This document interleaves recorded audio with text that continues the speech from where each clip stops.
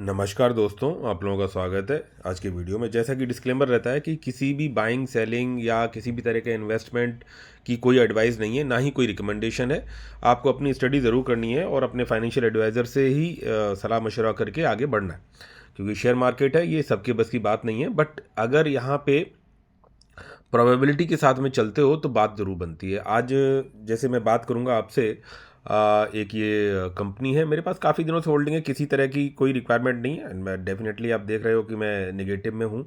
और view breakdown में भी जाएंगे तो आप देखेंगे कि इन्वेस्टमेंट जो है जर्नी इसमें जो स्टार्ट हुई मेरी, देखते हैं कि लगभग 7 नवंबर 2022 से शेयर्स इसमें लगभग स्टार्ट हुए। ठीक है, तो ठीक है, तो आप ये बात समझ ही गए।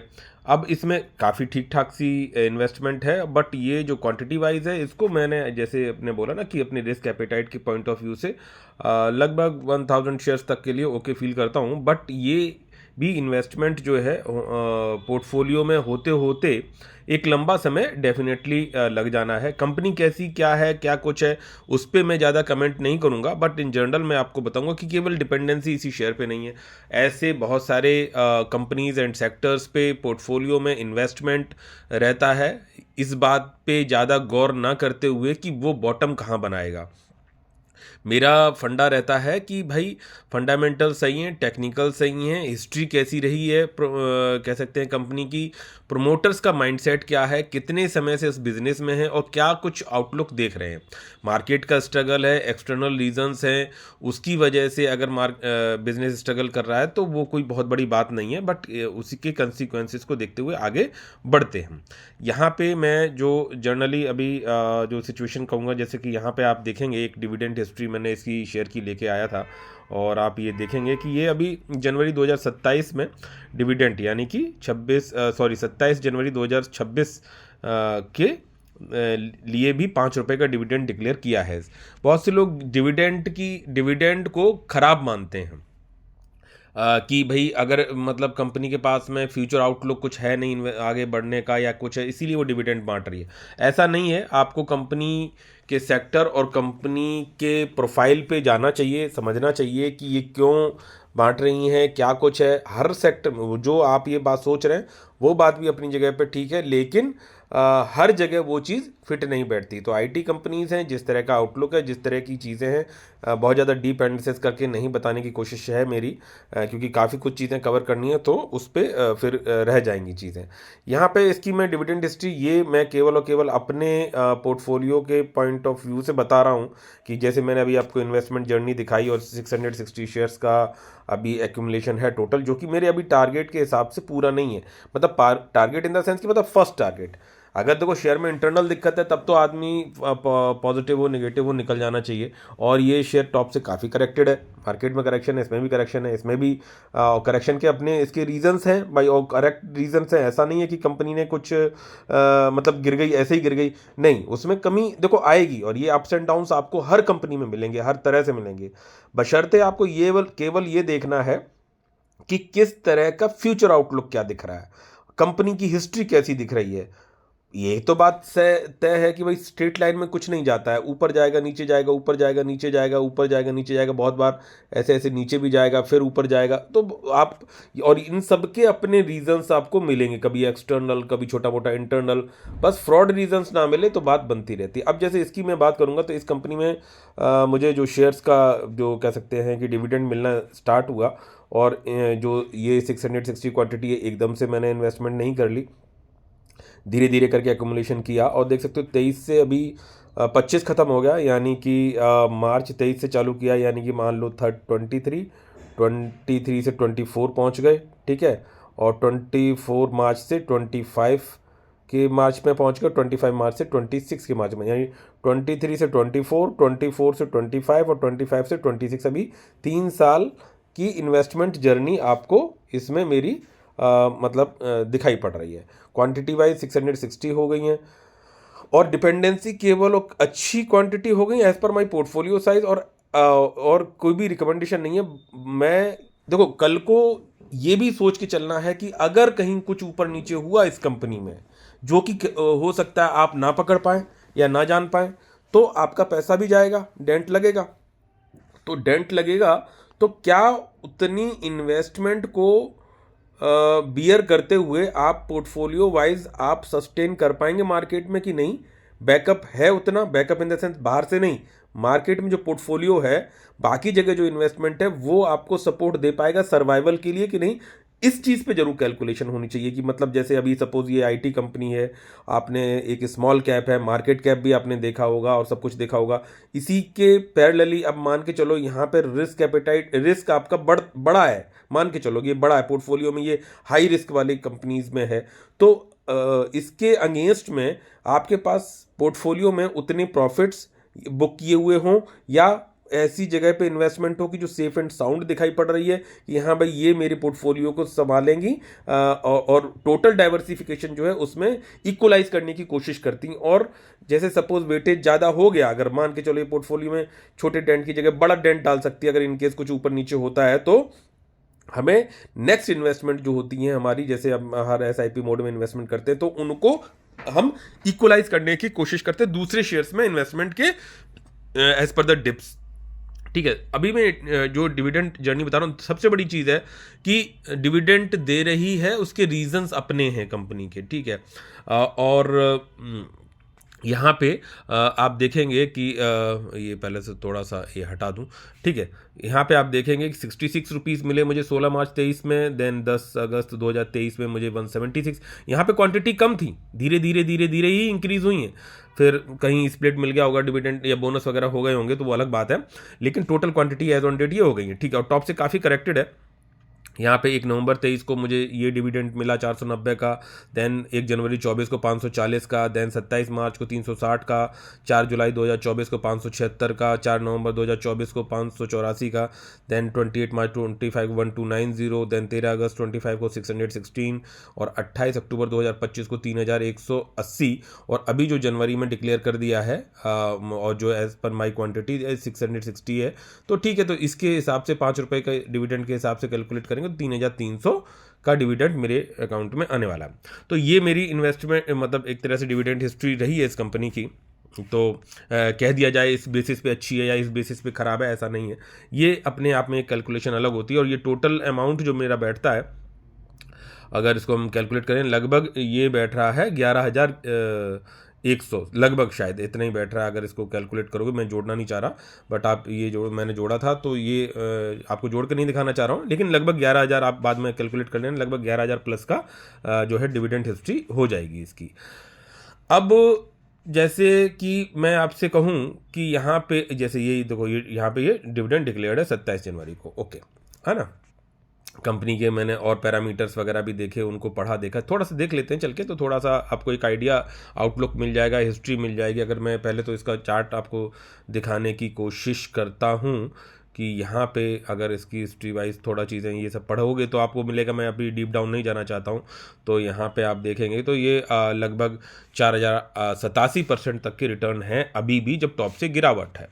ठीक है, और ये देख सकते हो, अगर ये मैं पूरा अगर ये मैक्सिमम में आ जाए तो ये देख सकते हो कि टॉप से, यानी टॉप से काफ़ी करेक्टेड है लगभग। अगर ये ऐसे आएगा, कैलकुलेट नहीं आता है, ठीक है, तो आप ऐसे जोड़ना पड़ेगा इसमें कि भाई यहाँ पे ये हाईएस्ट कितना गया था, ये गया था 618 लगभग दिखाई पड़ रहा है, और अभी शेयर लगभग 279 का दिखाई पड़ रहा है। ओके, तो आप ये मान सकते हो कि आधे से भी ज़्यादा टूट गया, इन 50% से भी ज़्यादा करेक्शन है, तब शेयर में रिटर्न है 4,087% तक का रिटर्न है। और इतने में तो हम सर अगर थोड़ा सा ठीक सा पैसा लगाया होता तो हम तो फाइनेंशियली फ्री हो जाते, एक ही शेयर हमारे को फ्री कर देता। बिल्कुल बात आपकी बिल्कुल सही है, और ये बहुत ज़्यादा समय नहीं है। यहाँ पे देख सकते हो कि 2020 में कंपनी आई हुई है, और उसके बाद बुल्लन का एकदम फेज रहा और सब कुछ। ऐसा नहीं है कि इसके जो ऐसे ही भाग गई है, कि इसके प्रमोट कह सकते हैं कि कंपनी बिना मतलब उसके रिटर्न बना के दे रही है, मतलब इसके जो पैरामीटर्स हैं वो सपोर्ट नहीं कर रहे हैं। वो भी आप पढ़ोगे देखोगे समझ, गिरावट सर क्यों हो गई, अगर इतनी सही है कंपनी 50% से ऊपर गिरावट क्यों है, तो वो भी आपको उसके रीज़न भी मिलेंगे कि भैया जो मार्जिन निकल के आ रहा था कह सकते हैं कंपनी का 40-42% तक का भी मार्जिन निकला है। अगर यहाँ पे देखेंगे तो ये देख सकते हो कि 12% से 43% तक के, ये ऑपरेटिंग प्रॉफिट मार्जिन की बात करूँगा, और करीबन 43% और इतने तक के दिखाई पड़े। और अब जो है 35% और यहाँ पे लगभग 30% के हेरफेर में कंपनी मार्जिन पे चल रही है। इसके भी रीजंस प्रोमोटर्स ने अपनी चीज़ें दी हैं, बताई हैं, समझी हैं। तो करेक्शन आना स्वाभाविक है कि भैया जो 43% के मार्जिन पे काम कर रही थी, आज अगर वो 30% के प्रॉफिट के मार्जिन पे काम कर रही है, और जो कह सकते हैं प्रमोटर्स हैं वो कह रहे हैं कि भाई ठीक है भाई, हम 25% के आसपास का मार्जिन अपना मान के चल रहे हैं लंबे समय में। लेकिन आप ये भी देखिए कि वो किस बेसिस पे बोल रहे हैं कि भाई मार्केट कैप क्या हो गया, सॉरी कंपनी की सेल्स, इस बेसिस पे बोलेंगे, मतलब अगली जो परसेंटेज ग्रोथ है वो इस पे आएगी। तो वो करेक्शन रहती है, कभी नीचे कभी ऊपर, मार्केट सेंटीमेंट्स भी जो है तो है। मतलब मैं ये नहीं कह रहा कि आप करिए जाके, लेकिन इन जनरल मैं आपको बात बताने की कोशिश कर रहा हूँ। तो भाई किस तरह से चीज़ें प्ले होती हैं। प्रोमोटर्स का जो भरोसा है 58.94% का, वो बरकरार बना हुआ बाकायदा, और छोटी कंपनी है, ठीक है।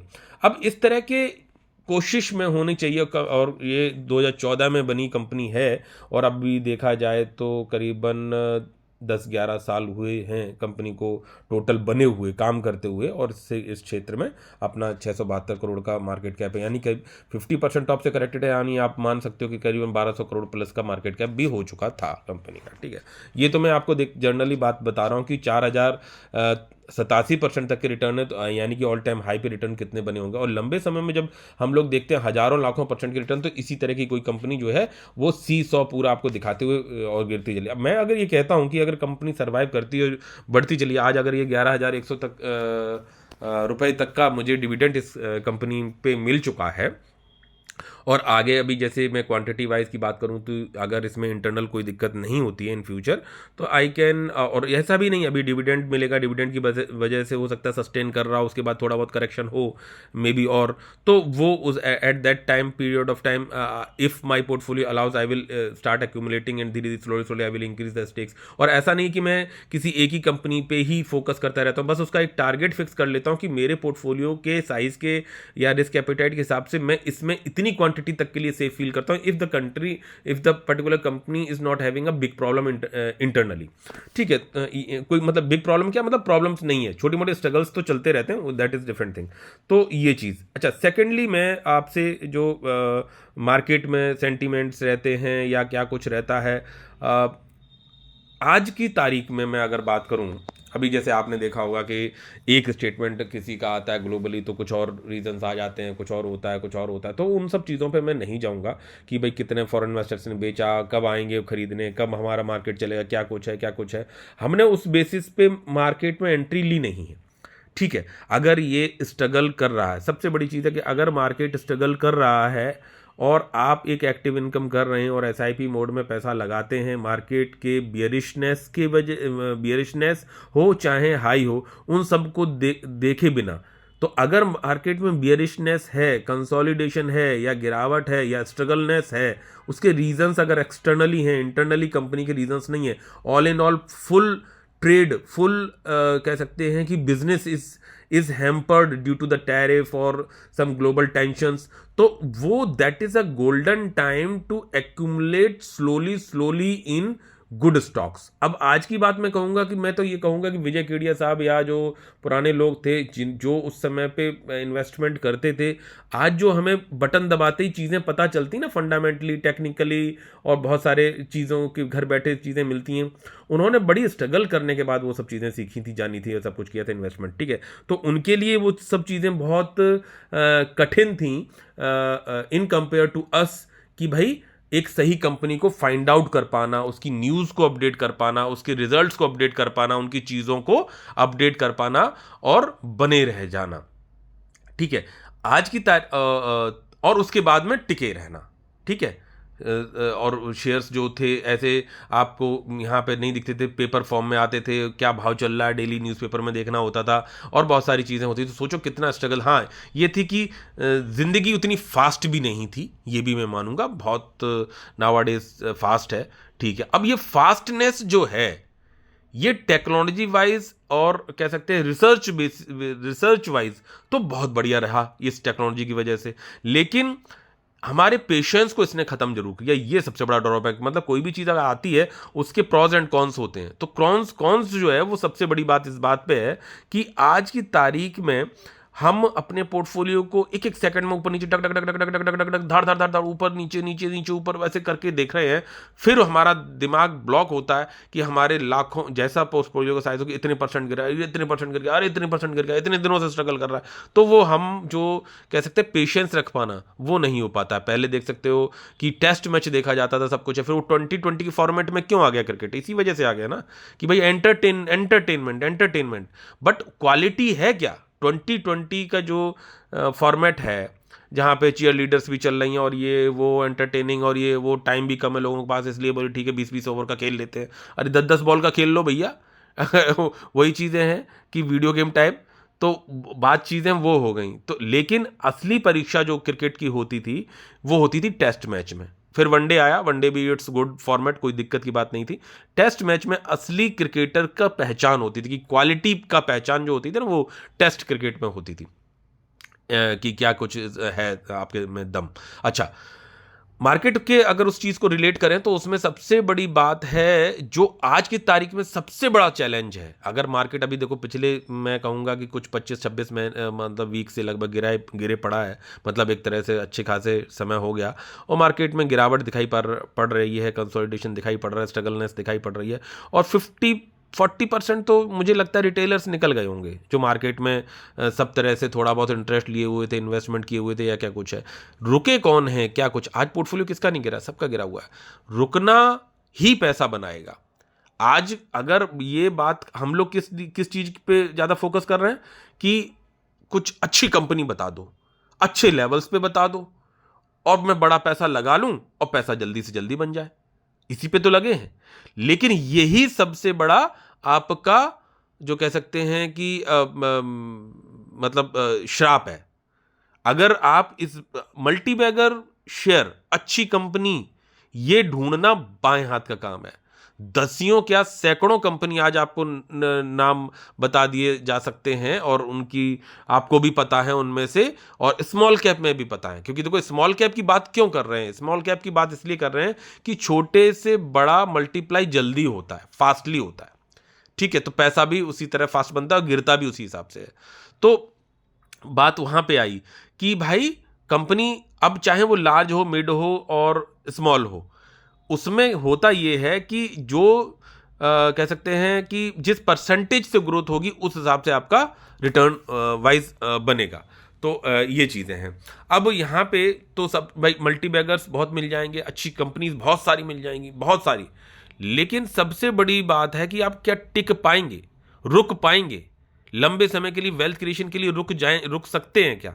वो अच्छे से अच्छे कह सकते हैं कि इन्वेस्टर में भी आज की तारीख में बहुत मुश्किल काम है। वो दो तरीके से आप मतलब सीख सकते हैं, रुक सकते हैं कि मतलब खराब कंपनी हो, लॉस हो, प्रॉफिट हो, निकलो। ठीक है, अब जैसे बात आती है कि हमने बहुत सारी कंपनीज इन्वेस्टमेंट कर रखा है तो फिक्स रूल कोई नहीं होता। यही तो मैंने बोला कि भाई फिक्स रूल कोई नहीं है कि आज ये कंपनी पैसा बना रही है, कल को इसमें प्रॉब्लम आ गई तो हम तो चले जाएंगे। तो एक कंपनी में हम इन्वेस्टमेंट करेंगे नहीं, दूसरे में भी करेंगे, तीसरी को भी पढ़ा, उसके फंडामेंटल टेक्निकल रिजल्ट्स और सेक्टर सब देखा, उसमें भी किया इन्वेस्टमेंट, उसमें भी किया, उसमें भी किया, उसमें भी किया, और डाइवर्सिफाई करके एक पोर्टफोलियो को कर लिया। ओवर डाइवर्सिफाई किया इसका मतलब हम डरे हैं। ठीक है, छोटी कंपनी से डरना भी स्वाभाविक है। तो हमने मल्टीपल ऑफ कंपनीज में इन्वेस्टमेंट किया।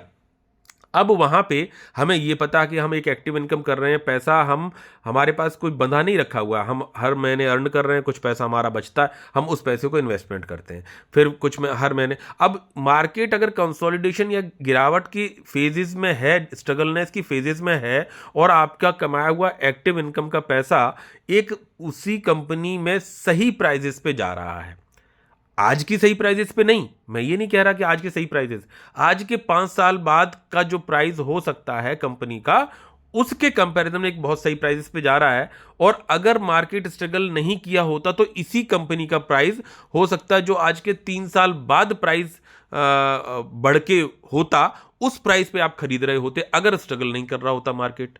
कंपनी खराब नहीं होती है, समय खराब चलता है, ग्लोबल चीज़ें खराब होती हैं एक्सटर्नली, अगर इंटरनली उस कंपनी में दिक्कत नहीं है, तो ये एक अच्छा फेज है कि आपने मान के चलो 10,000 रुपये लेके आए और 1,000 रुपये का शेयर है। मान लो अगर मार्केट ऑल टाइम हाई पे होता और सभी शेयर्स बढ़ रहे होते और कंपनी में इंटरनली कहीं कोई दिक्कत नहीं है, 10 कंपनी है तो 10 में भी मान लो दिक्कत नहीं है और उनमें आप इन्वेस्टमेंट कर रहे हैं, तो वो 1,000 रुपये पे ट्रेड कर रहा होता। और अगर मार्केट काफी बूम बूम सब भाग रहे हैं तो आप वही शेयर 1,200 में होता, 1,100 में होता। तो आप उस अपना कमाया हुआ रुपया जो 10,000 रुपये लेके आए वो इन्वेस्टमेंट करते, उसका एक शेयर अगर लेते तो वो 1,100 या 1,200 रुपये में लेना पड़ता। अब उस कंपनी में इंटरनली दिक्कत नहीं है और रिजल्ट्स भी ओके ही ओके हैं, ठीक है, लेकिन ड्यू टू सब सेंटीमेंट्स या कुछ उस तरह की चीज़ों की वजह से वो शेयर आपको 1,000, 900, 800, 750, 800 ऐसे करीब जाके मिल रहा है और आप तो 10,000 रुपये ही बचा पाए हैं। ठीक है, अगले महीने की सैलरी काम कर लेंगे, 30 दिन काम करेंगे, फिर आपको मिलेगी, फिर आपके 10,000 आएंगे। और जब तक वो शेयर 1,000 रुपये पे, 900 रुपये पे, 850 पे, 700 पे, 750 पे करता रहेगा, जितने लंबे समय तक करता रहेगा, तो आप क्वांटिटी एक्यूमुलेट कर पाएंगे और सस्ते प्राइसेस पे कर पाएंगे, बशर्ते आप उसे पढ़ के ये बात जान पाए कि हाँ ये लंबे समय में पैसा बनाएगी। क्योंकि कोई भी शेयर सीधा सीधा जाता नहीं है, ऊपर नीचे होके जाता है। हमें बस केवल इस बात पे ध्यान रखना चाहिए कि फ्रॉड वाली कंपनी पे हमारे जो कंट्रीब्यूशन है वो ना लगे। पैसा बनाएगी नहीं बनाएगी उसको हमें टाइम करने की ज़रूरत नहीं है। यहाँ पे मैं बात करूँगा थोड़ा, अभी जैसे आज मान के चलो रेलवे की कंपनी है, आज जो रेलवे का बजट है इंडिया का, रेलवे की कंपनी है और रेलवे का एक बजट है और वो 5% या 10% या 15% से गवर्नमेंट मतलब जो है कि अपने बजट को, रेलवे बजट को, इन्वेस्टमेंट को, कैपेक्स को बढ़ाती है। ठीक है, तो वो कंपनी, रेलवे का इंफ्रास्ट्रक्चर बढ़ेगा तो रेलवे की में काम करने वाली कंपनीज में भी कोई ही काम मिलेगा।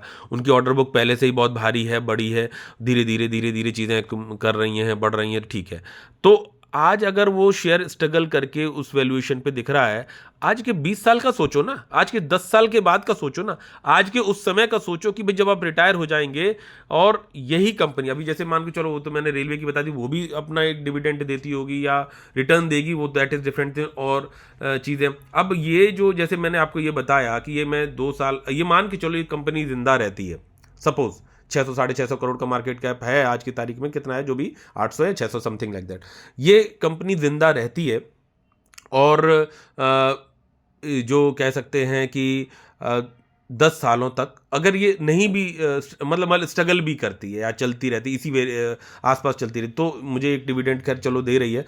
अगर मैं इसमें 10 सालों तक में भी ये कंपनी बहुत ज़्यादा ग्रोथ नहीं करती और मेरे पास जो एक्यूमुलेशन, अगर इंटरनल ना दिक्कत हो जाए, ये क्या है, इंटरनली दिक्कत ना हो जाए, सॉरी पता नहीं क्या, तो इंटरनली दिक्कत ना हो जाए तो 600 2-3 सालों में क्वांटिटी में, अगर ये यहाँ पे 660 क्वांटिटी हैं, ये क्वांटिटी करीब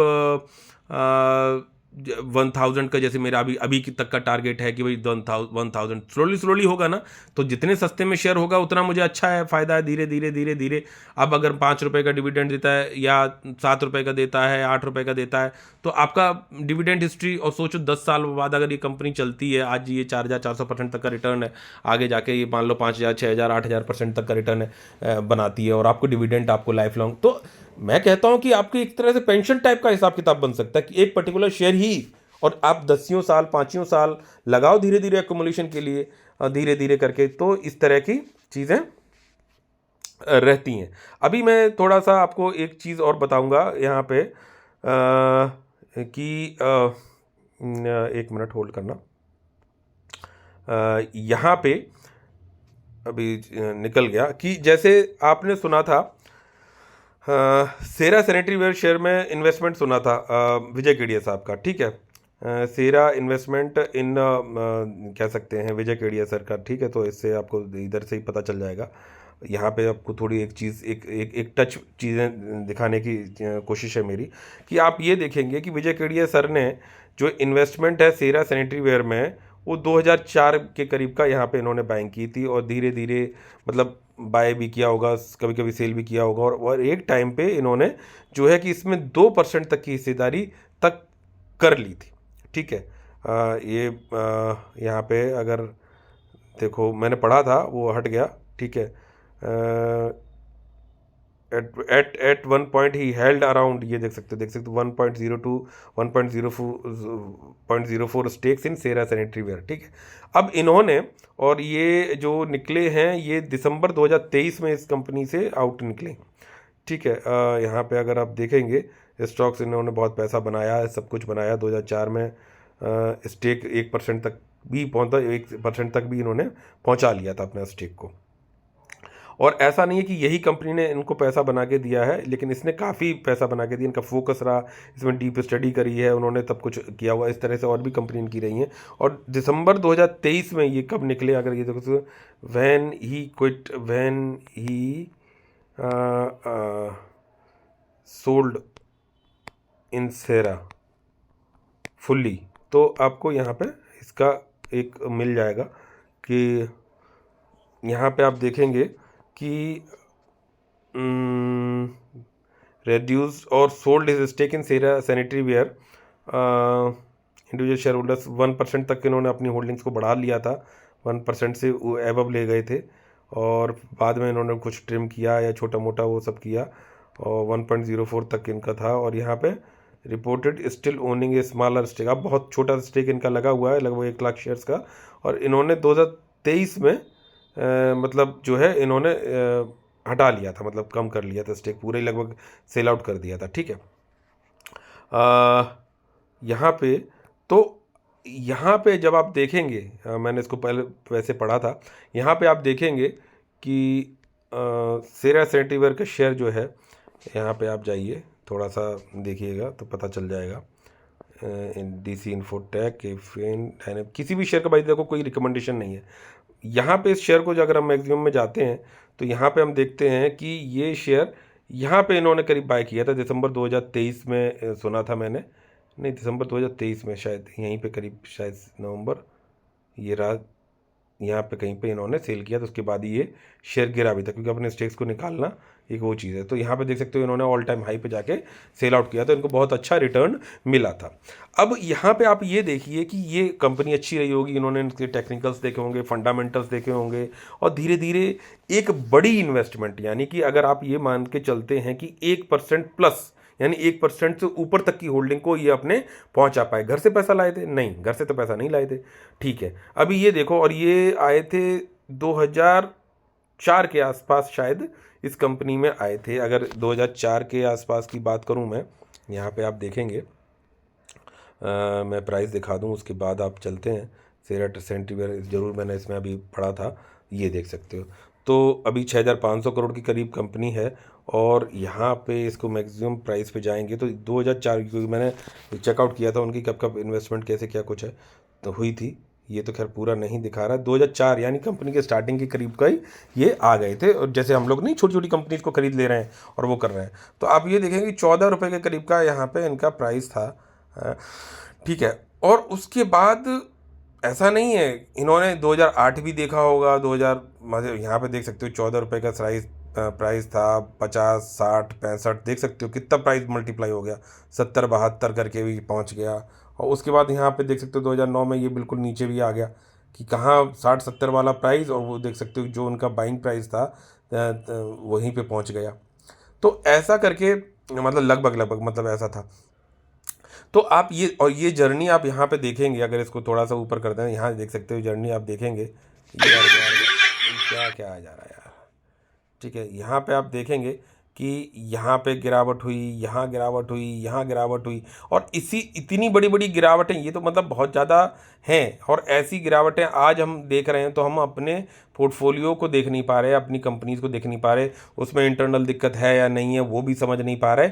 बस यही है कि भाई क्यों हम आए, ऐसे करके सोच रहे हैं। जबकि ऐसे करके धीरे धीरे धीरे धीरे करके आप स्टेक्स को बढ़ाएंगे तभी आपका पैसा बनता है। अब ये जो कंडीशन, जैसे मैं आपको एक और कंपनी यहाँ पे दिखाऊँ, यहाँ पे हटेंगे तो ठीक है, यहाँ पे मैं एक कंपनी और दिखाता हूँ आपको, कि किसी भी तरह का रिकमेंडेशन नहीं है, बट एक जनरल मैं आपको पॉइंट ऑफ व्यू दिखाने चाहिए। जैसे अभी ये कंपनी, क्योंकि फंडामेंटली वाइज मैं अभी बात नहीं कर रहा हूँ, टेक्निकली वाइज बात नहीं कर रहा हूँ मैं, जस्ट एक कि छोटे कंपनीज में किस तरह से हम अपने स्टेक्स को सोच सकते हैं। अब जैसे ये 46 करोड़ के करीब का मार्केट कैप है सपोज, ठीक है, और शेयर का प्राइस करीबन आप मान सकते हो 16 रुपये के आसपास है। ठीक है। तो 16 रुपये के आस, और ये अभी 1072% तक का रिटर्न है। बहुत छोटी कंपनी है, ठीक है, हाँ सर बहुत छोटी कंपनी है, ठीक है। और ये आप यहाँ पे देखेंगे प्राइस, तो ये 1 रुपये के आसपास का प्राइस भी था, और वो मतलब यहाँ 99 पैसे तक भी गया था। ये देख सकते हैं 1 रुपये अभी प्राइस रहा है, आप 1 रुपये ही मान लेना।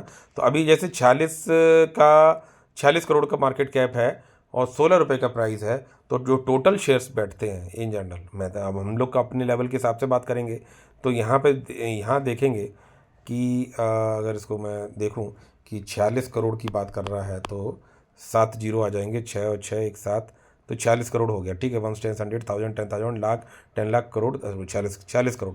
अब 46 करोड़ की मार्केट कैप की कंपनी है, ओके, डिवाइड बाई कितना भैया 16, तो आप ये देखेंगे मैं कहूँगा इसको 15 कर लेते हैं अपने कैलकुलेशन के पॉइंट ऑफ व्यू से, क्योंकि बीच में नीचे भी आई थी, तो ठीक है 15 कर लो, ठीक है।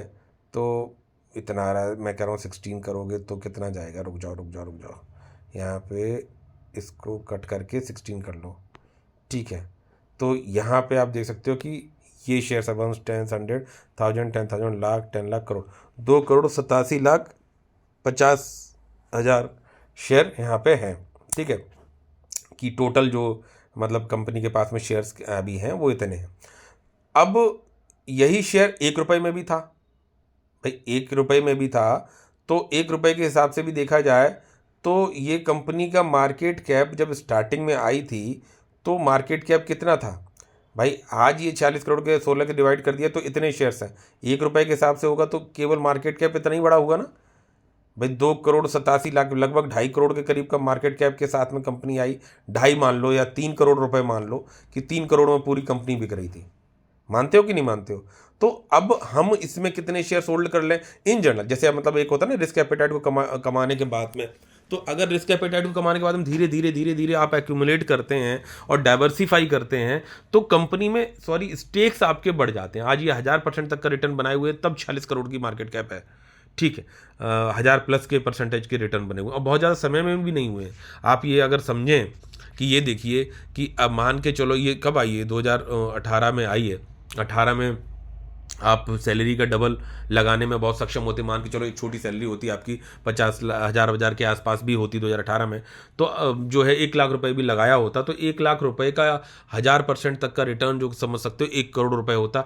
कहाँ मल्टीबैगर की ज़रूरत थी, कहाँ कुछ किसी की ज़रूरत थी, एक ही शेयर ने बारे न्यारे कर दिए थे, ना फंडामेंटल सपोर्ट कर रहे हैं ना टेक्निकल सपोर्ट कर रहा है भाई, इस दौरान तो बिल्कुल नहीं कर रहे होंगे, ठीक है। धीरे धीरे जैसे जैसे इसकी इंप्रूवमेंट हुए होंगे तब जाके ना आपने, और इसमें बहुत बार मौका मिला होगा, आप ये देखेंगे कि बहुत बार पैसा बना होगा, गिरा होगा, बना फिर गिरा, बना गिरा, बना गिरा, बना गिरा, बना गिरा, फिर यहाँ पे बना और फिर यहाँ पे गिरा हुआ। आपने धीरे धीरे स्टेक्स को बढ़ाया कि नहीं बढ़ाया, मान के चलो यहाँ पे 5 स्टेक्स के साथ में आए थे, 10 किए होंगे, 15 किए होंगे, क्योंकि घट्टा आपके पास इतना पैसा नहीं है। धीरे धीरे एक्यूमुलेट किया है, फिर डाइवर्सिफाई किया है, फिर दूसरे में किया है।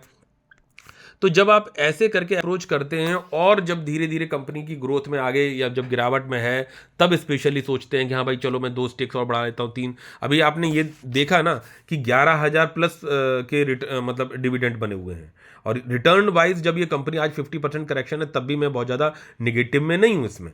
अगर ये रिटर्न जो है 11,200% तक के मेरे को डिविडेंड ही मिला हुआ है। आज ये इसमें 660 क्वांटिटी है और इसमें मुझे इंटरनल नहीं दिखती है इसको धीरे धीरे, और जबकि इसमें कोई बहुत बड़ी क्वांटिटी नहीं, इससे बड़े बड़े इन्वेस्टमेंट मेरे पोर्टफोलियो में अलग अलग कंपनीज में जो कि अलग हैं, ठीक है, डिपेंडेंसी इस पे नहीं है, but this company is providing me this much of returns. अगर ये कंपनी आगे सही चलती है अपने 50%, जब ऊपर से कभी भी देखते हो शेयर गिरता है भाई, गिरता भी ऊपर भी जाता है जब भी, ठीक है। 40% CAGR से आज ये 20% 25% CAGR बिलीव पे है कि नहीं है, कंपनी के प्रमोटर ईमानदार हैं कि नहीं, स्ट्रगल करने दो, ठीक है यार, वो पैसा बना रहे हैं, दे रहे हैं, कर रहे हैं, सब कुछ है, हमें कितनी बड़ी हिस्सेदारी दी, तो 11,100% तक के तो डिविडेंड ही दे दिए मुझे। जब ये कंपनी बाउंस बैक करेगी, चीज़ें करेगी या अभी स्ट्रगल भी करती है तो मैं अपनी क्वांटिटी वाइज बढ़ा के यहाँ तक 1000 तक ले आता हूँ, डिपेंडेंसी इस पे ना करते हुए, आपको भी डिपेंडेंसी इस पे ना करते हुए, ठीक है। तो वो मेरे पोर्टफोलियो को ब्यूटीफाई करेगी। तो ऐसे करके जब आप चलेंगे तो आप मार्केट में अपने रिस्क एपेटाइट को भी कमा पाएंगे और बढ़ भी पाएंगे, धीरे धीरे करके आप आगे भी बढ़ पाएंगे। यहाँ पे जैसे अभी इसका मतलब शेयर्स की कि यूनियन बजट 2026 में आया, CTR VNL ये वो रेलटेल, आप ये बताओ, ये भी तो करेक्टेड है, शेयर्स ऊपर टॉप से काफ़ी करेक्टेड दिखाई पड़ रहे हैं। वो कंपनी में डर लग रहा है भाई, प्राइवेट है, छोटी कंपनी है, प्रोमोटर्स भाई अपने आप में अकेले मालिक हैं। ये गवर्नमेंट ओरिएंटेड कंपनी, मैंने बोला ना, अपने अपने पोर्टफोलियो डाइवर्सिफाई करो। हम लोग क्या सोचते हैं कि नहीं, हम एक ही गाय से पूरा दूध निकालेंगे, ठीक है, यही देगी भाई साहब, यही हमारे बेटा। अरे भाई आप डाइवर्सिफिकेशन करो ना। इतना बड़ा टाटा ग्रुप है, इतना बड़ा रिलायंस ग्रुप है, उन्हें अपने एक एक कंपनी पर भरोसा नहीं। पता है मुकेश अंबानी ने अपने बेटे को क्या बोला?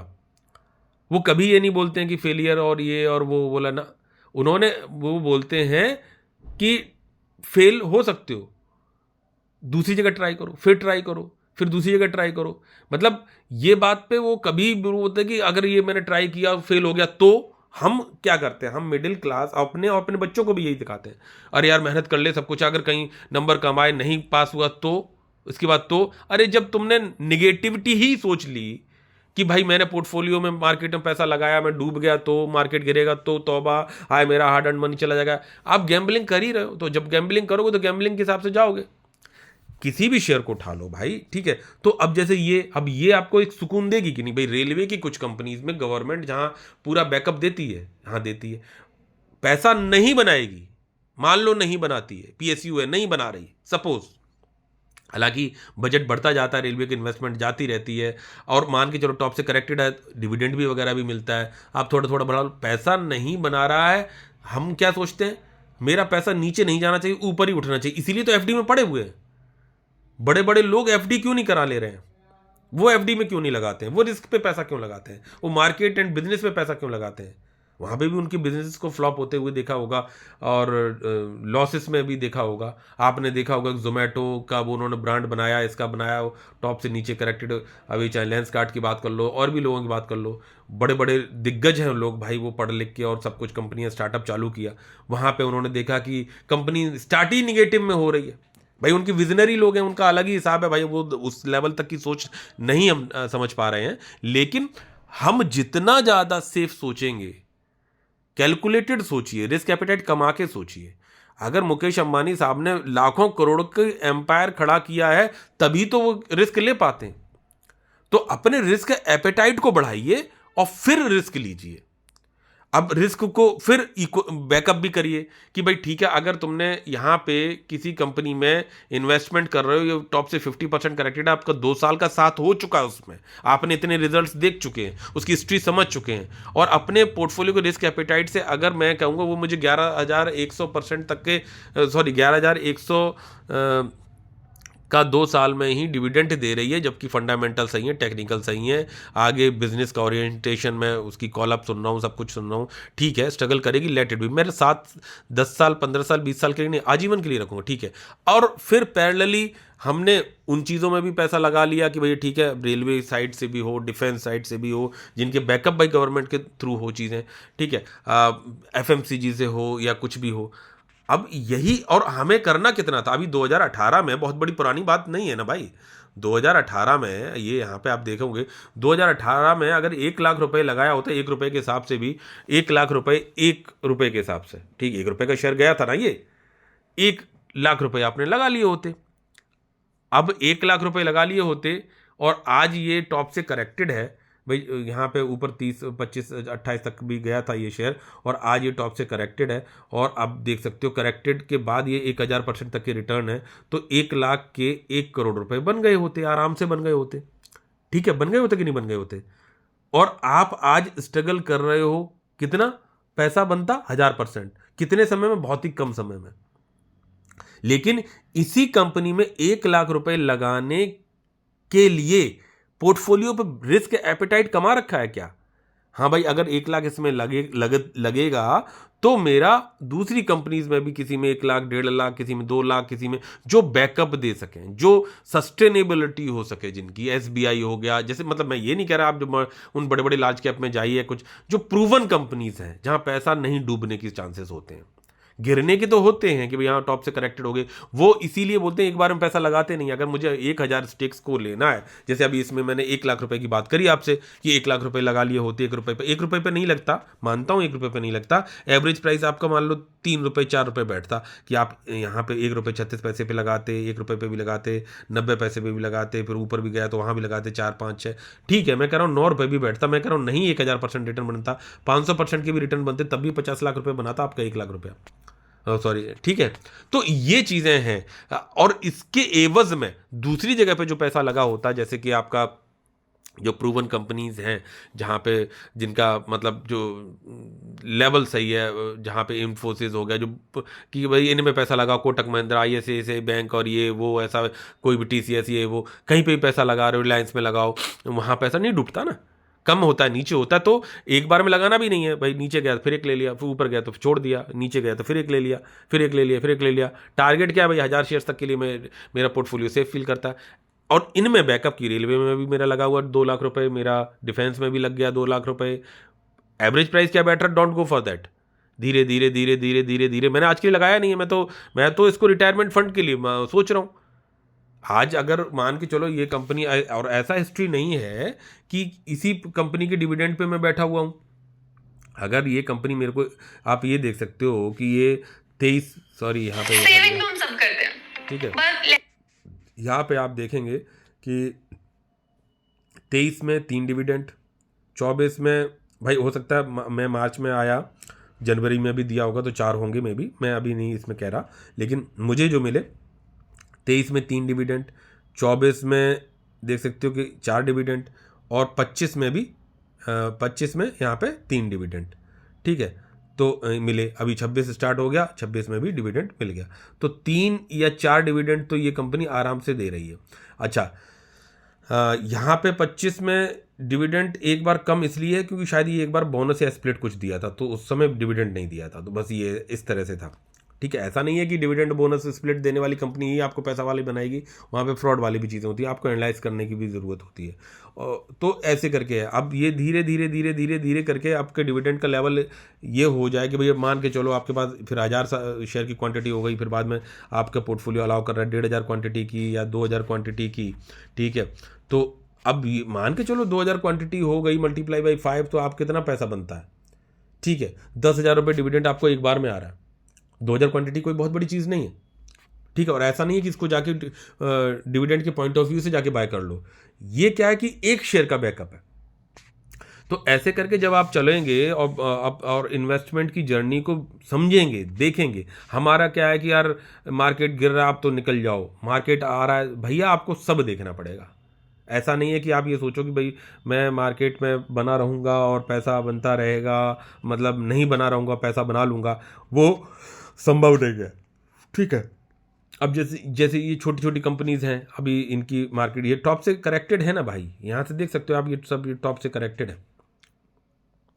2,900 करोड़ का करीब मार्केट कैप है, रिटर्न वाइज देखें 698% तक का रिटर्न, ठीक है। आई कब है, अगर इनको हम देखते हैं तो ये कंपनी आई कब है, यही 22 23 24 25 में आई है, बिल्कुल नई नई। इनमें से क्या सब कंपनी डूबने की संभावना रखती हैं क्या? आप फंडामेंटल चेक करो, रिजल्ट्स चेक करो, बाकी चीज़ें देखो, तो आपको समझ में आ जाएगा, ठीक है। यहाँ पे चाहे कंपनीज को देखो, चाहे इस कंपनी को देख लो, ठीक है। यहाँ पे अगर ये मैक्सिमम में चले जाओ, यहाँ देख सकते हो 896% का रिटर्न है, टॉप से काफ़ी करेक्टेड है, ठीक है। क्या जर्नी दिखाई है, आप बने रहते हो कि नहीं बने रहते हो। 1,390 करोड़ का मार्केट कैप है, ठीक है। कंपनी को डीप स्टडी करो, क्या बना रही है, कहाँ कहाँ बेच रही है, कैसे बचा रही है, क्या मार्जिन निकाल के ले रही है, फ्यूचर आउटलुक क्या है, ठीक है। इस कंपनी को देख लो, ठीक है। यहाँ पे भी मुझे अपने शेयर्स बढ़ाने का आता है कि हाँ भाई ठीक लगता है मेरे को, ठीक है। अभी ये 200% तक का ही रिटर्न बना हुआ है, टॉप से करेक्टेड है, तो ठीक है। आप लंबे 20 साल का सोचो ना, अगर यही चीज़ नहीं सोची होती, अगर हम जैसे ये बात कहें कि सेरा सैनिटरीवेयर में वो नहीं, सेरा सैनिटरीवेयर नहीं पैसा बनाया, दूसरों ने भी बनाया, बशर्ते वो रुके हैं 16 17 18 साल, ठीक है। और दूसरा अपनी कॉल ली है, अपने रिस्क एपिटाइट को बढ़ाया है, उसके बाद में कॉल ली है, अपने स्टेक्स को 1% प्लस तक कंपनी में पहुंचाया है। और जब 1% प्लस तक कंपनी में पहुंचाया तो शेयर ने रिस्पॉन्स पैसा आप उन्होंने देख सकते हो कि कितना पैसा बना के दिया है कंपनी ने, ठीक है, तो आपको भी अपने स्टेक्स को बढ़ाना है कंपनी में, कॉल लेनी पड़ेगी कि हाँ भाई अब मैंने इतना फैला ली है, इतनी कंपनी पढ़ ली है, अब इतना इस मान के चलो इसके साथ मेरा साथ कितना हो गया। अभी जैसे मैंने के सॉल्व का दिखाया, मैं उसमें करीबन 2 साल से मेरा उसका साथ है, मैं उसमें हाई भी देख लिया, मैं उसमें अब लो भी देख रहा हूँ। ठीक है, आगे क्या दिख रहा है, तो उसके साथ बना जाता है, उसके साथ देखा जाता है कि भैया हाँ इस कंपनी का साथ, ज़रूरी नहीं है वो पैसा बना के देगी।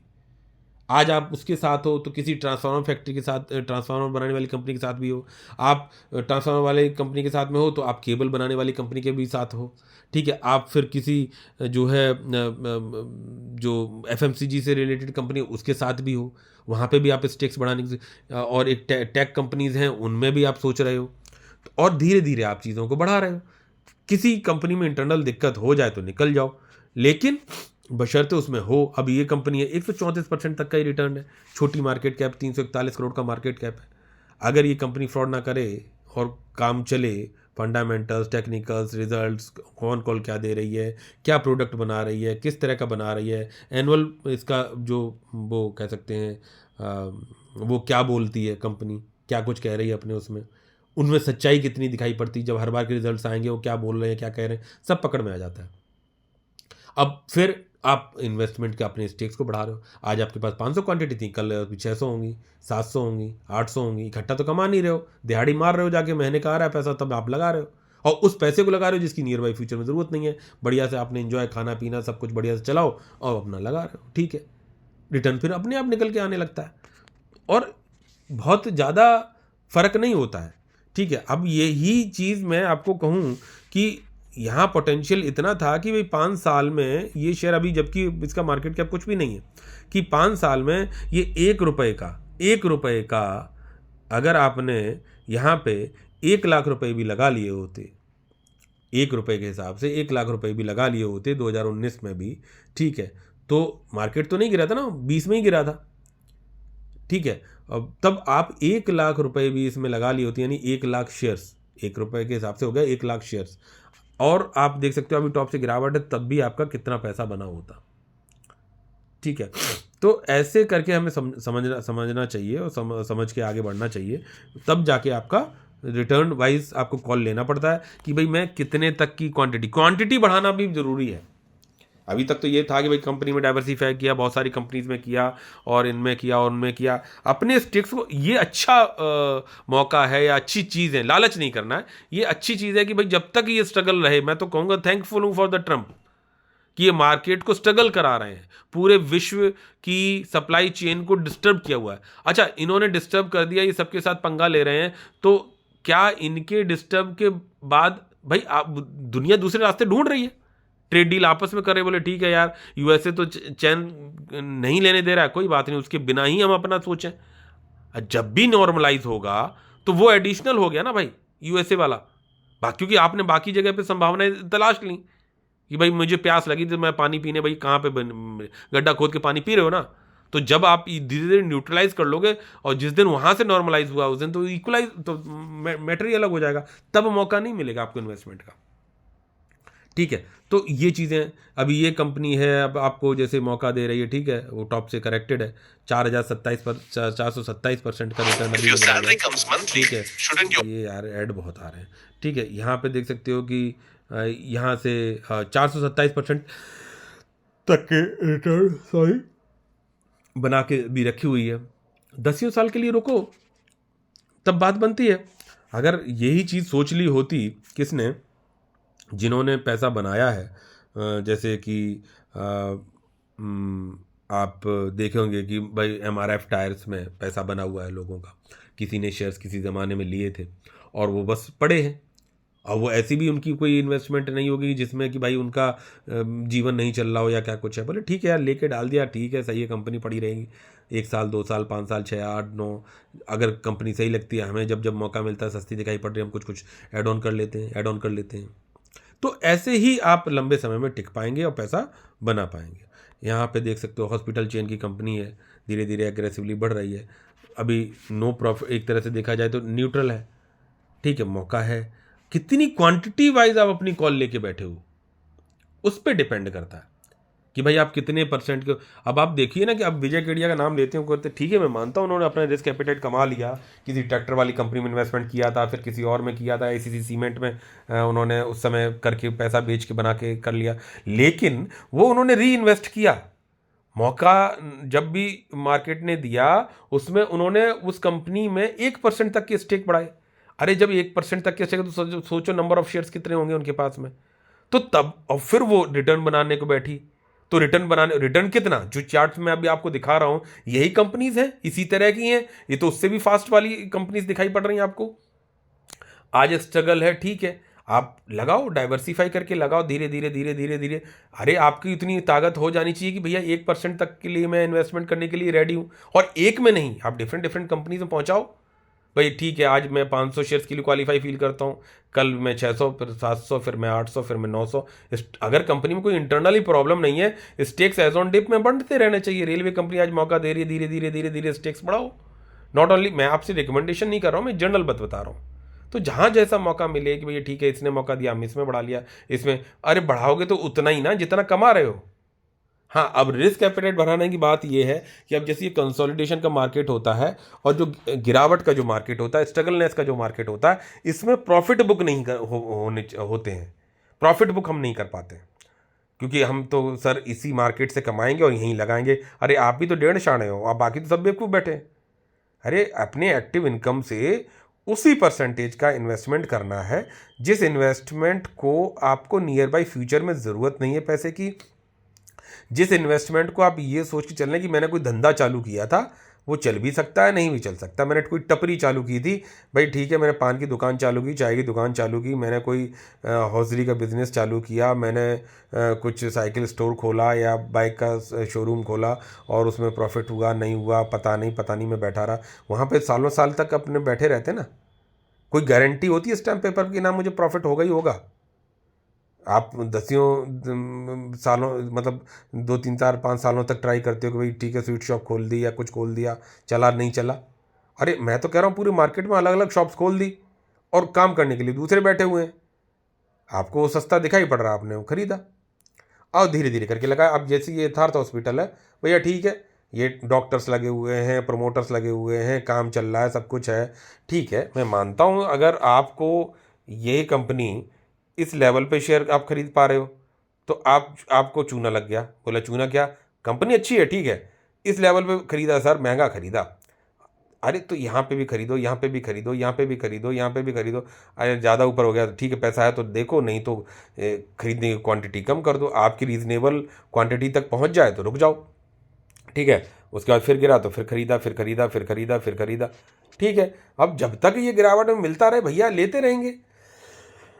अगर यथार्थ हॉस्पिटल आने वाले 10 से 15 सालों में केवल 72% के रिटर्न के साथ में ही मर जाएगा तो मत जाओ।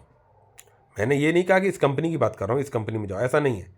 किसी भी कंपनी की बात करो कि भाई ये 72% से ज़्यादा आने वाले 10 सालों में पैसा नहीं बना सकती। सर बना तो सकती है, फंडामेंटल देख लिए, टेक्निकल दे दिए, इसका आउटलुक देख लिया, सब कुछ देख लिया, तो फिर क्यों ना हो मेरे पास 1000 शेयर्स तक, ठीक है, क्यों ना हो। मैं तो ये चाहूँगा, हाँ मैं 1000 खरीद नहीं पाऊँगा, सर ताकत नहीं है, 1000 इकट्ठे खरीदे भी नहीं जाते हैं, ठीक है, हाँ बट ये टारगेट है कि मैं तो चाहूँगा कि ये स्ट्रगलनेस चलती रहे, सब कुछ है, मुझे एक लंबा समय मिल जाए, उस लंबे समय में मैं कमाता रहूँ धीरे धीरे धीरे करके, ठीक है। ये मार्केट तो फिर धीरे धीरे करके लंबा समय मिल ले, क्योंकि मैं उतने महीने तक की सैलरी कमाऊंगा तब तो मेरे पास इतने शेयर्स आ पाएंगे।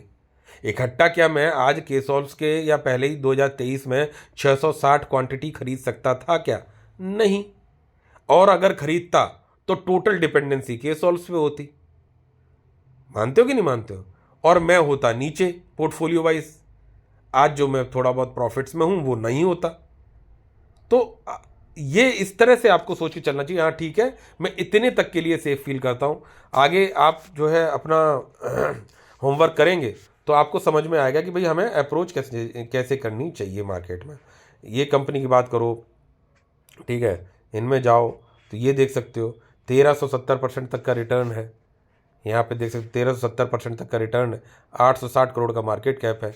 आई कब कंपनी अगर यहाँ पे देखें तो ये देख सकते हो 2020 में आई, अभी 5 साल हुए हैं कंपनी को लगभग, ठीक है। और यहाँ पे 1370% तक का रिटर्न है। मार्केट कैप कितना है? 860 करोड़ का। प्राइस क्या है? 860, ठीक है। 860 करोड़ का मार्केट कैप है, यानी कि 1 करोड़ शेयर है इसके भाई। 860 करोड़ का मार्केट कैप है और 860 का प्राइस है, डिवाइड बाई तो 1 करोड़ शेयर्स हैं इसके पास। और जब ये कंपनी आई थी तो 58 का प्राइस दिखाया है 2020 में, यानी कि 1 करोड़ शेयर्स थे तो 58 करोड़ का मार्केट कैप था उस ज़माने में, 5 साल पहले। और ये टॉप से करेक्टेड है, ये आप देख रहे हो टॉप से करेक्टेड है। तो जब टॉप से करेक्टेड है तो इसका जो पैसा किसने सबसे ज़्यादा बनाया? इस प्रमोटर ने। तो उस मैनेजमेंट को पढ़ने की कोशिश करो, और ऐसा एक मैनेजमेंट के ऊपर नहीं, हम 10 जगह पे ट्राई करेंगे।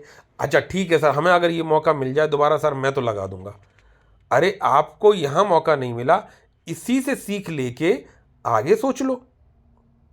लेकिन तो अब कहोगे नहीं सर मैं तो इसमें जो है कि 1 लाख रुपए, भाई अभी हम लाखों की बात कर रहे हैं ना, हजारों लाखों की बात करते हैं, केवल करोड़ों की तो बात नहीं करते, उतने बड़े आदमी नहीं है।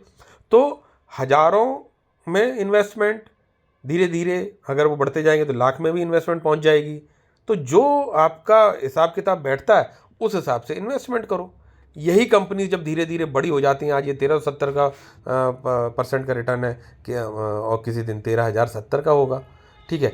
अब यही 58 करोड़ का मार्केट कैप, यानी कि लिस्टिंग के टाइम पे जो प्रमोटर्स थे उनकी ताकत 58 करोड़ की थी, और आज 860 करोड़ टॉप से करेक्टेशन के बाद 860 करोड़ के मालिक बने बैठे हैं। तो पैसा किसने कमाया 5 सालों में? सर पैसा तो इन्होंने ही कमाया। कितना कमाया? भाई मैं कह रहा हूँ 58 करोड़ का मार्केट कैप, ये भी लिस्टिंग उनको हाई पे मिली होगी उस ज़माने में, ठीक है। इन्होंने मार्केट से जो पैसा उठाया होगा तो इन्हें 800 करोड़ का फ़ायदा आज भी है। मार्केट गिरा हुआ है, लोगों के पोर्टफोलियो उड़े हुए हैं, मुंह उतरे हुए हैं, सब कुछ है। एक प्रमोटर ने अपनी कंपनी में ही जो है कि देख सकते हो कि इतना पैसा कि कितना कि 5 सालों में वो 800 करोड़ के प्रॉफिट में टॉप से कंपनी 50% से ज़्यादा करेक्टेड है तब बना के बैठा हुआ है। तो इस चस्का किसको लगा? प्रमोटर को। तो ये क्यों फ्रॉड करेगा? भाई नहीं करना चाहिए, बशर्ते इसका बिजनेस स्ट्रगल ना करे और हम ऐसे 10 कंपनी में सोचेंगे। तो हमें ये आउटलुक देखना चाहिए कि भैया अगर इसमें 1 करोड़ शेयर्स हैं तो मैं इसमें कितने शेयर्स तक के लिए क्वालिफाई फील करता हूँ। मैं तो चाहूँगा कि ये कि लंबे समय तक मुझे स्ट्रगल करता रहे ड्यू टू एक्सटर्नल रीजंस, तो मैं एक्यूमुलेशन बढ़ा लूँगा अपना। मैं भी चाहता हूँ कि किसी कंपनी में मेरी भी इन्वेस्टमेंट 1% से ऊपर की हो, ठीक है। तो तब जाके आपका पैसा बनता है, ठीक है। ऐसे नहीं कि आप जो है मार्केट में ये खरीद लिया वो बेच दिया, वो खरीद लिया ये बेच दिया। वो रिस्क एपेटाइट के लिए बीच बीच में कर सकते हो, लेकिन वो जब मार्केट ऑल टाइम हाई पे भागते हैं तब किया जाता है, ठीक है। तो मैं मतलब मेन मैसेज जो आपको तक पहुंचाने की बात थी कि किस तरह से अपने आप को, अपने रिस्क एपेटाइट को बढ़ाना होता है, चाहे वो डिविडेंड के फॉर्म में हो, चाहे अब यहाँ पे देखो ये आपको बहुत सारे एनालिसिस दिखाई पड़ जाएंगे कि आज मार्केट किन कारणों से तूफानी वापसी आई है। अरे घंटा यार, तुम वापसी अप एंड डाउन कैलकुलेट करो, बनाने वाले पैसा बना के ले जा रहे हैं। वो देख सकते हो कि भाई टॉप से करेक्टेड है कि उसने भैया 58 करोड़ का 800 करोड़ के प्रॉफिट पे बैठा, 50% कंपनी गिरी हुई है, तब हम क्यों नहीं वो जेम देख पाए, ठीक है। कॉन्टिनेंटल वो ये कह सकते हो कि 1 रुपये का शेयर, और आज अभी 5 साल पहले, और आज जो है कि वो 25 रुपये तक भी गया था, 28 रुपये तक भी गया था, और आज वो 15-16 रुपये पे आराम से ट्रेड कर रहा है। टॉप से गिरावट होने के बावजूद भी उन्होंने पैसा बना लिया यार, हम नहीं बना पाए। तो हमें ऐसे समझ के चलना चाहिए कि भाई कैसे करके मार्केट का जो हमारा जो कहते हैं देखने का जो नज़रिया है ना, वो कैसा होना चाहिए। ये ऊपर उठ गया, ये नीचे गिर गया, ये अरे अरे वो गिर गया, इसमें क्या हो गया। भाई हम रिटेलर्स की सोच रख रहे हैं अभी भी। मैं चाहूँगा जो लिंक डिस्क्रिप्शन में दे रखा है व्हाट्सएप ग्रुप का, लाइक शेयर सब्सक्राइब जरूर करिएगा, वहाँ से व्हाट्सएप ग्रुप में जुड़िए और बने रहिए। सबसे बड़ी बात है कि बने रहना, ठीक है। समझना, सीखना, जानना, तभी जाके बात बनेगी, ठीक है। तो कवर काफ़ी कुछ किया है तो ये डिविडेंड हिस्ट्री में दिखाने के पीछे के रीजंस ये थे कि अगर इनको जोड़ लोगे तो मैं अभी चलो आपको ऐड करके दिखा देता हूँ। 3300 और 3 अभी जस्ट जोड़ लेते हैं तो थोड़ा सा आपको भी क्लियर हो जाएगा कि कितना कितना पैसा 33,300 जो कि अभी मतलब जनवरी में मुझे मिलने वाला है, प्लस जो है 3180 जो मिल चुका है, फिर प्लस 616 मिला था, फिर plus 1290, then plus 584, then plus 576, ठीक है, देन 360 था, और प्लस 540 था, प्लस 490 था, देन प्लस 176 था, और प्लस 66 था। ये जर्नी रही और आप देख सकते हो कि 11,178 रुपये, सॉरी यहाँ से हट जाए, पहले ऐड आ जाएगा मार्केट 2 पे, ठीक है, यहाँ पे 11,178 रुपये आपको दिखाई पड़ रहे हैं। और ये वही मैंने चीज़ें ऐड करी हैं, आप इसे देखेंगे तो ये जो है 66, 176, 490, 540, 360, 576, ठीक है, ये वही ऐड किया है जो मतलब मैंने अभी आपको दिखाया था। 576, फिर 576 के बाद में यहाँ पे देख सकते हो 584, 1290, 616 और 3180 और 3300, तो 11,170 रुपये का डिविडेंड हो चुका है। ये देख सकते हो, ये वही डिविडेंड है, ठीक है। और अभी दुम्मे हुआ है 23 से 24 और 24 से 25, 660 क्वांटिटी, टारगेट 1000 क्वांटिटी तक। मैं तो चाहूँगा कंसोलिडेट करेगा, अगर इंटरनल प्रॉब्लम है नहीं, मार्केट स्ट्रगल कर रहा है, चीज़ें स्ट्रगल कर रही, शेयर भी स्ट्रगल कर रहा है, लेट इट भी, धीरे धीरे धीरे धीरे आज के 20 सालों तक अगर कंपनी को चलना होगा तो पैसा बनाएगी। अब आप ये देखिए कि ये बंदा अच्छा क्यों फ्रॉड करेगा। एक तो पहली बात तो ये डिविडेंड मांग रहा है, जब मैंने इतनी कम क्वांटिटी लेके मैं 11,100 लेके बैठा हूँ, तो ये डिविडेंड प्रोमोटर्स के पास में तो बहुत बहुत गया होगा। अगर यहाँ पे अगर आप देखोगे इसको थोड़ा सा समझेंगे, ये देखिए कि इस बंदे के पास में जो इसका प्रमोटर है, ये देखिए 58.94% की होल्डिंग किए हुए स्टार्टिंग से 2023 से आप देख सकते हो, और तब से उतनी ही है, ना खरीदा ना बेचा, बिल्कुल अपने काम पे काम। अब 58.94% का डिविडेंड, मतलब इतनी क्वांटिटी, इतने परसेंटेज इनके पास है शेयर कंपनी का, तो उसका डिविडेंड कितना होता होगा जब मेरे पास इतनी कम क्वांटिटी का डिविडेंड इतना है। कैन यू इमेजिन कि तो, और अच्छा फिर क्यों डिविडेंड बांट रही है ऐसा? सर इनके पास री इन्वेस्टमेंट का कहीं कुछ ध्यान, अरे भैया कोई कंस्ट्रक्शन थोड़ी ना कर रही है, आईटी वाली कंपनी है, यहाँ पे पैसा नहीं लगता, यहाँ केवल ब्रेन हायर किया जाता है। और अब इन्होंने जो पैसा कैपेक्स पैसा जो खर्चा किया है वो उसी पे किया है, जिस तरह की क्वालिटी ब्रेन्स वो अपने हायर किए और चीज़ें हायर की, मार्केटिंग पे ध्यान दिया, उन सब चीज़ों पे। फंड इन्वेस्टर्स अपने आ भी रहे हैं, जा भी रहे हैं, वो सब चीज़ें अलग हैं। फिर मैं, अच्छा फिर चलो, अब ये तो टॉप से काफ़ी कनेक्टेड है, इतना डिविडेंड भी खा लिया इनने। और आप ये देखो कि ये तो किस ज़माने के हैं भाई, ये तो उस समय के इसमें इन्वेस्टेड हैं जब कंपनी भाई लेके आए थे, और जब जब लिस्टिंग हुई होगी तब आप ये देख सकते हो, यहाँ पे ये दिखा रहा है कि भाई कितना, ये 6 रुपये 60 पैसे के हिसाब से शेयर था, और ये 700 तक में भी गया, और आज ये करीबन 300 के से थोड़ा नीचे है, ठीक है। और 58.94% की क्वांटिटी इनके पास है, कंपनी के मालिक के पास में। तो 6 रुपये का जो वैल्यू था जिसके पास 2020 में, ये देखो 2020, और तो 2025 में 300 का जो प्राइस लेके बैठा है, और इतना डिविडेंड भी बांटने के बाद और लेके बैठा है, और कंपनी के बाकी फंडामेंटल पैरामीटर्स सही हैं, तो पैसा जब ये टॉप से काफ़ी कनेक्टेड है, तब 4,800% तक का इसके उसमें मतलब कह सकते हैं कि कंपनी के क्या मार्केट कैप में भी इजाफा हुआ, तो वो भी प्रैक्टिकली ये भी इतना बड़ा आदमी बन गया ना। और उतना परसेंट होल्डिंग रखने के बाद, रखने की वजह से डिविडेंड का जो परसेंटेज मिला होगा वो कितना बड़ा मिला होगा। तो आप सोचो कि जब यहाँ पैसा, अच्छा ऐसा भी नहीं है कि कुछ फेक चला रहा है भाई, कंपनी की बैलेंस शीट बोल रही है, पैरामीटर्स बोल रहे हैं, और ऐसा इसी कंपनी की बात नहीं कर रहा हूँ, ऐसा मल्टीपल ऑफ कंपनीज में आप सोचिए कि भाई मैक पावर, मनोरमा, ये वो। तो आज की तारीख में ये मत पूछिए कि कोई अच्छी कंपनी बता दो सर, कोई बेस्ट कंपनी बता दो, आपका स्ट्रेटेजी पे आउट करेगी आपको, ठीक है, आपकी स्ट्रेटेजी पे आउट करेगी। अगर एमआरएफ का शेयर उतने समय पहले खरीद के होल्ड ना किया होता तो आज वो 1,60,000 तक का शेयर नहीं बना हुआ होता जो लेके होल्ड किए बैठे हैं। 1000 क्वांटिटी भी अगर किसी ने होल्ड की होती, अगर पुराने समय में, अगर जैसे मैं ये कहूँगा, अगर मान के चलो यहाँ पे MRF का शेयर ही चलो चेकआउट कर लेते हैं।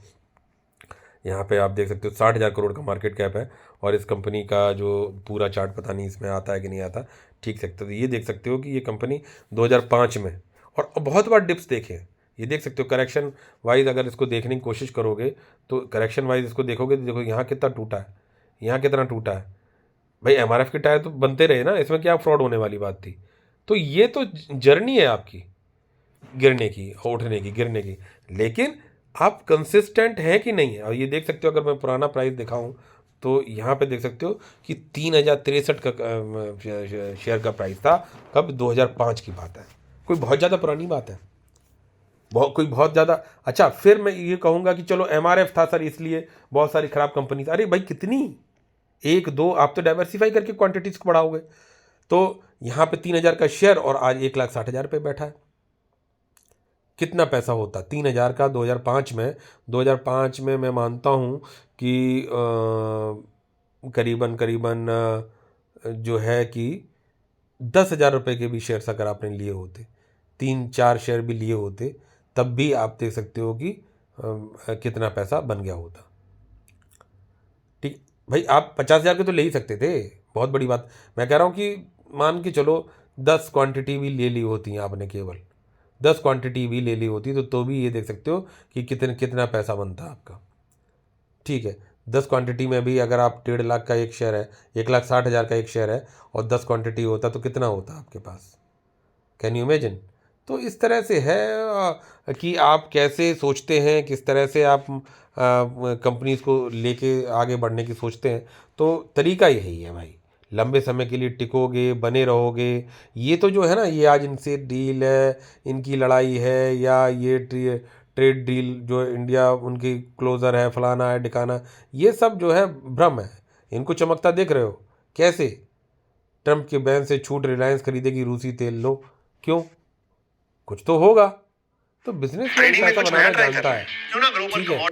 कुल मिला के ग्लोबली आप चीज़ों को समझने की कोशिश करिए। आप डरते रहते हैं। अपने रिस्क एपिटाइट को बढ़ाइए, धीरे धीरे बढ़िए, पैसा बनने लगता है। सो विद दीज वर्ड्स मिलते हैं नेक्स्ट वीडियो में। टिल देन, जय हिंद, जय Bharat, bye bye. Like share subscribe जरूर करके जाइएगा। Bye friend.